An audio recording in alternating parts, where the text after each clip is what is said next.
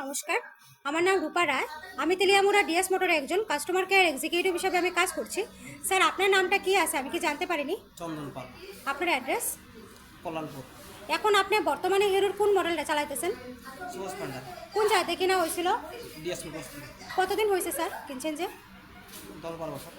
আজকে কোন জায়গাতে আইছেন? তেলিয়ামুড়া আইলাম ডিএস মোটরস কিসের লিগে আইছিলেন? সার্ভিসিং। যখন আজকে আপনার মোটরসাইকেলটা নিয়ে আমাদের এখানে আইছিলেন ওই সময় টেকনিশিয়ান সুপারভাইজার ওয়েলকাম জানাইছিনি? স্যার, যে কাজটার জন্য আইছিলেন সেই কাজটা কমপ্লিট হয়েছিনি? যত টাকা জানাইছে এত টাকার মধ্যে হয়েছিনি? সময়ের মধ্যে কাজটা হয়েছিনি? বিলের কপিটা পাইছেননি? স্যার, আজকে আপনার মোটরসাইকেলের যে টেকনিশিয়ানে কাজ করছে ওই কাজটা যদি আপনার কাছে ভালো লাগে উনার একটা রেটিং নাম্বার দিতে লাগে।